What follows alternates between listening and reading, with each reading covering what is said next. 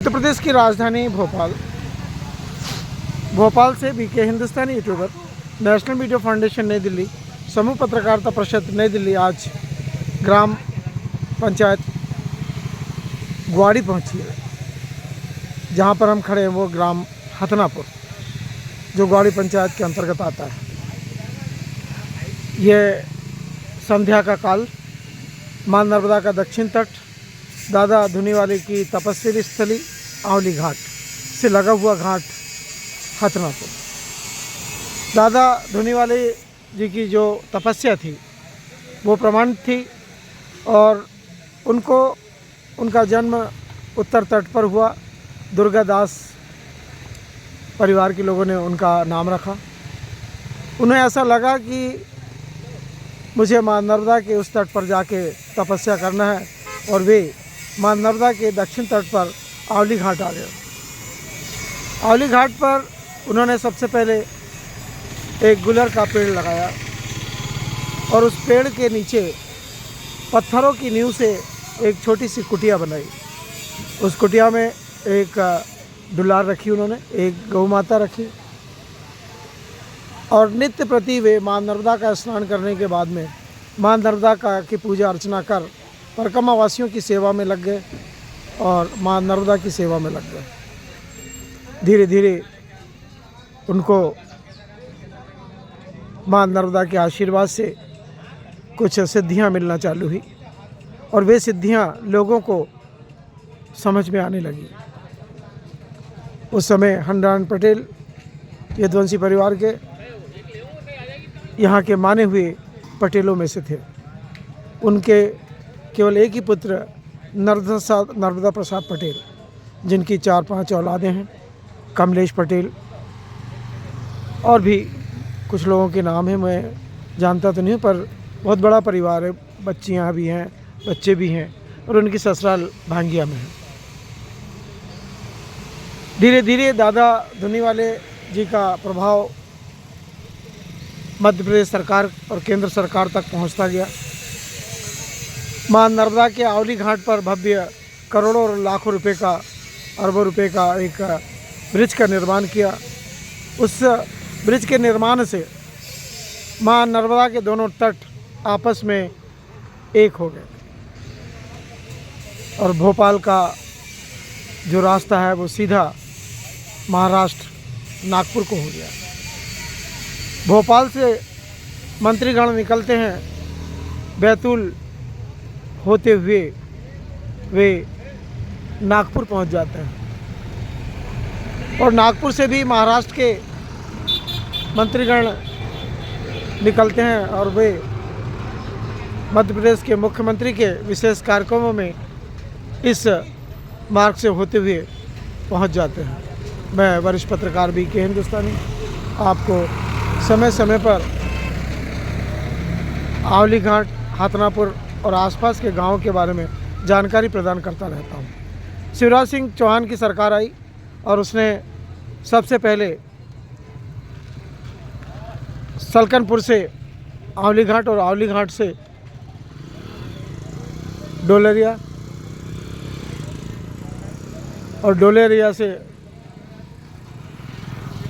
Railway के bridge को बनाते हुए यह रास्ता उन्होंने सीधा बैतूल इटारसी होते हुए बैतूल को निकाला। और जब से इस रोड का निर्माण हुआ, बड़ी महंगी बसें प्राइवेट यहाँ से नित्य प्रति किसानों की सेवा में जुड़ गई। जैसा कि बाबरी घाट में इंदौर से बाबरी और बाबरी से इंदौर के लिए जनशक्ति राहुल पटेल हरदा वालों की बस चालू हुई है, उसी प्रकार होशंगाबाद, सीहोर, भोपाल, बैतूल और महाराष्ट्र आसपास के बड़ी कंपनी के लोगों ने इस मार्ग पर अपनी महंगी बसों को, लग्जरी बसों को यात्रियों की सेवा के लिए चालू कर दिया। आज इस भव्य मार्ग के चालू होने से किसानों को अपनी राजधानी से जुड़ने का मौका मिला। यह आवली घाट का वो गांव जहां रात्रि में इस जगह में, इस सुनसान जगह में आने में लोग घबराते थे। आज रात भर यदि कोई कार्यक्रम चल रहा है यहाँ पर लोग आपको मौजूद मिलेंगे। मैं वरिष्ठ पत्रकार बीके हिंदुस्तानी आपको हथनापुर बस स्टैंड के बारे में विशेष जानकारी ठीक कुछ ही देर बाद देने का प्रयास करूंगा। उम्मीद है कि आप हमारे आज के जो भी पेज हैं उनको देखने के बाद हमारी पूरी टीम को आशीर्वाद देंगे और सब्सक्राइब करेंगे, बेल आइकन को प्रेस करेंगे और हमारे साथ आगे कदम पे कदम बढ़ाएंगे देश की उन्नति में। नरेंद्र मोदी के प्रबंधन में, डॉक्टर मोहन यादव जी के प्रदेश के प्रबंधन में देश के निर्माण में अपना सहयोग प्रदान करेंगे। अभी कुछ देर पहले हम नानपा के कुछ गांव के दौरे पे निकले थे जहां पर हमने बड़े बड़े पुल नदियों के ऊपर में देखे। बहुत अच्छा लगा कि नरेंद्र मोदी की सरकार आने के बाद में प्रदेश का चौतरफा विकास हो रहा है। उसका प्रमाण बुधनी उपचुनाव में भारतीय जनता पार्टी की विजय, भार्गव जी की विजय से पता लगता है। मध्य प्रदेश में सभी सीटें भारतीय जनता पार्टी ने अपने पक्ष में ली हैं। कुछ सीटें हैं जो किन्हीं कारणों से, कार्यकर्ताओं की कुछ भूलों से, प्रबंधन की भूलों से रुक गई हैं, पर आने वाले समय में वे सब सीटें भी ऐसा लगता है कि जनता उनके पक्ष में रखेगी। मैं वरिष्ठ पत्रकार बीके हिंदुस्तानी आज के इस विकास के दौर में मैं भी नरेंद्र मोदी जी के प्रबंधन से प्रभावित हूँ, खुश हूँ और मैं चाहता हूँ कि नरेंद्र मोदी जी के रहते देश का, ग्रामीण क्षेत्रों का विकास हो और उन्हीं विकासों से हम जुड़े हुए हैं और हम चाहते हैं कि देश में ऐसे ही प्रधानमंत्री आएँ जो किसानों की समस्याओं को, गरीबों की समस्याओं को नज़दीक से सुलझाने का प्रयास करें। चूँकि अब हमारी टीम को भोपाल जाने का समय हो गया है, सभी लोग आवली घाट के इस लोबंसी जी की होटल से, बहुत अच्छी होटल है, 3 शॉप है इनकी, 4 शॉप है और चारों शॉप में अलग अलग वैरायटी की चीज़ें रखी हुई हैं।